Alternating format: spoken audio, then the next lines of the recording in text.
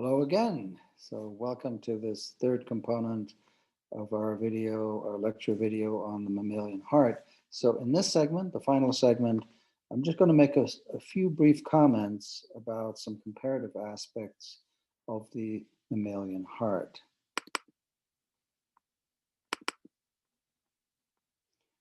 Let's think about heart size for a moment. It might be obvious that the larger the animal, the larger its heart, or the heart size in this case is related to the size of the body.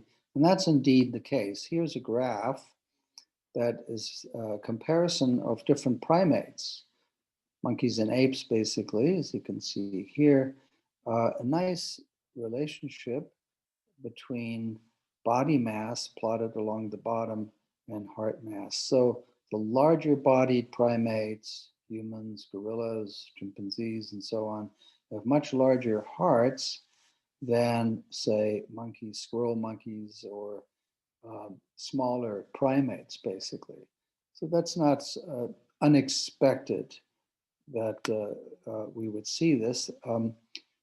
I'll make another comment about that momentarily, but you could also imagine that it takes longer for blood to circulate through a large-bodied animal compared to a small-bodied animal, and that's indeed the case. If you were sort of tracing one blood cell and the time it takes to course throughout the body from the heart and then coming back to the heart, well, that's calculated as circulation time. An elephant's circulation time is a lot higher than, say, a human's, almost 3 times higher. Likewise, if you're a tiny animal like a mouse or a shrew, it just takes a few seconds basically for blood to circulate through, through that animal's body. So heart size has to be bigger for bigger animals because it needs to pump more blood. It needs to provide more force behind the blood flow because it has to go to tissues that are more distant. A larger animal has more muscle mass, for example. Blood has to be supplied to that. So it makes sense that a larger animal should have also a larger heart compared to a smaller animal, smaller mammal in this case. Heart rate also varies. So when the heart is bigger, it's actually a bit more efficient and can beat at a slower rate. We need to bring into consideration, though, here also, we need to bring into consideration that, the heart delivers oxygenated blood. What's at issue here is that getting that oxygenated blood to the system really depends on what's called the stroke volume of the heart, what it can push out with one kind of powerful, how much volume of blood it can push out with one, say, left ventricular contraction. And that's particularly crucial if you're a mammal or a bird, because mammals and birds are warm-blooded. And because they're warm-blooded and oxygen is required for metabolism, and warm-blooded animals have a higher basal metabolic rate than other kinds of mammals, like marsupial mammals, or for that matter, non-mammals, that means that you have to not only have a very efficient pumping mechanism, but you've got to make sure that you get this constantly flow, that you get constantly pushed out of the heart, basically, that there's good, regular, constant supply of rich oxygenated blood to the rest of the body. So animals that have a lower metabolic rate, like marsupials, for example, think of a kangaroo, they might be the same body size as what we would say a placental mammal, right? Some of those kangaroos get pretty large, but because they have this lower basal metabolic rate, they have a lower oxygen demand. Their tissue has a lower oxygen demand. Metabolic rate reflects, the burning of oxygen, um, burning fuel, basically, right?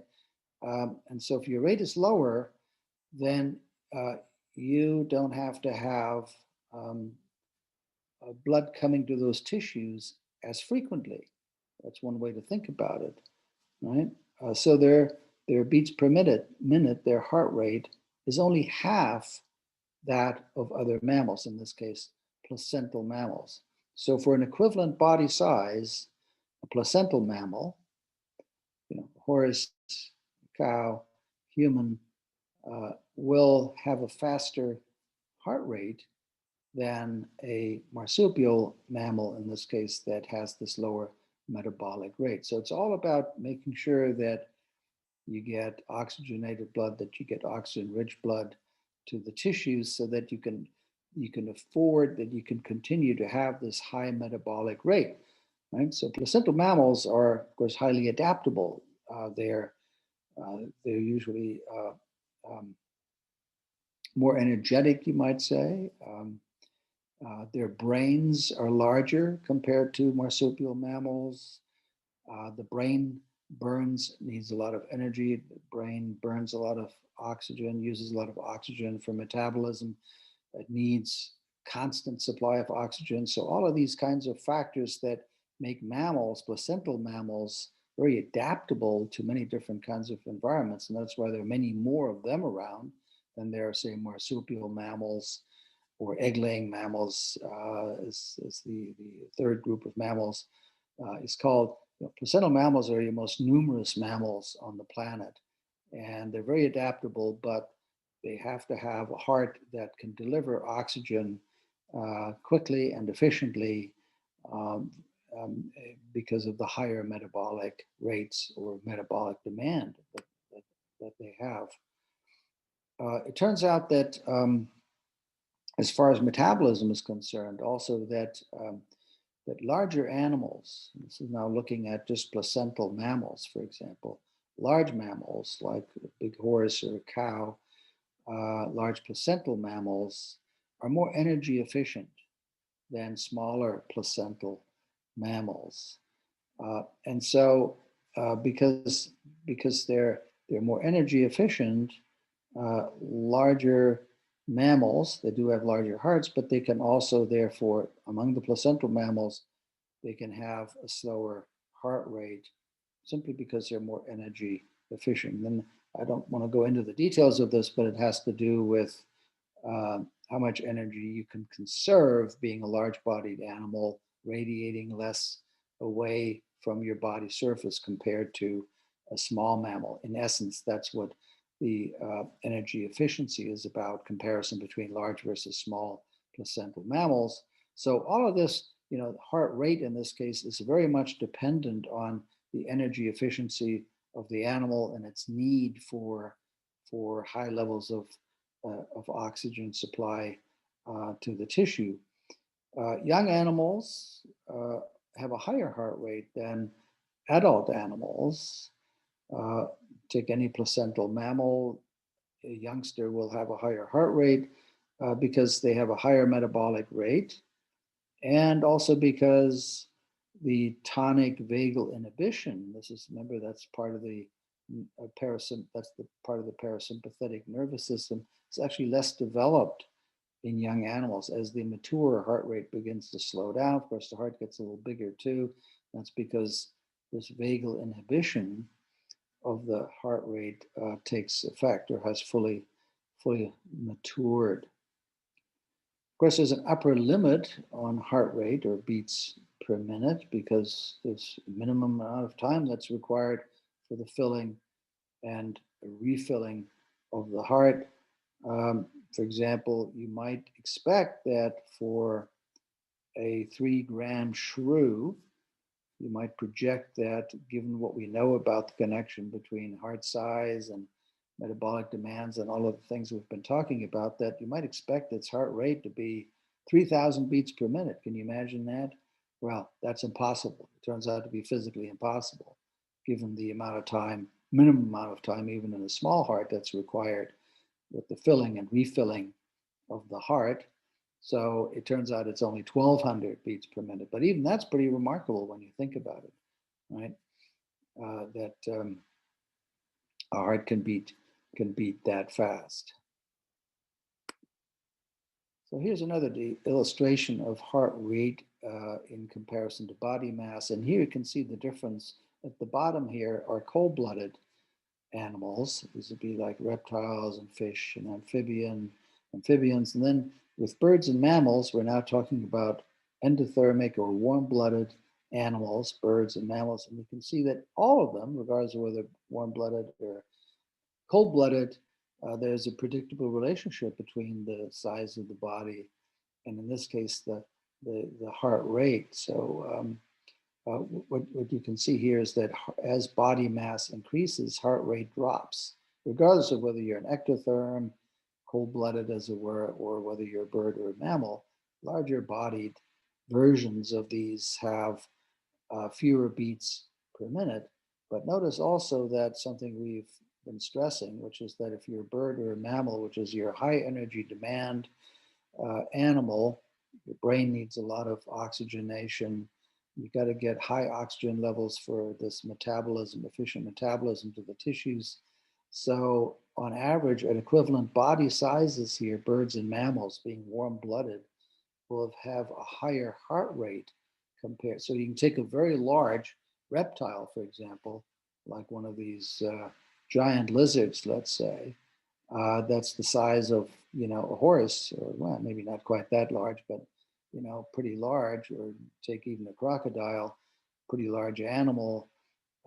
It's going to have a lower heart rate simply because its metabolic needs, its oxygen demands are far less compared to a warm-blooded animal. That's really the point of this. And you can also see the importance here of oxygen-rich blood for mammals and birds, the warm-blooded animals, right? It's really quite remarkable that there is, if you're just looking at arterial blood pressure, that there's much more, constant delivery of oxygenated blood in mammals and birds compared to cold-blooded animals. Once again, and this is my last slide, you can see here the relationship for mammals in general.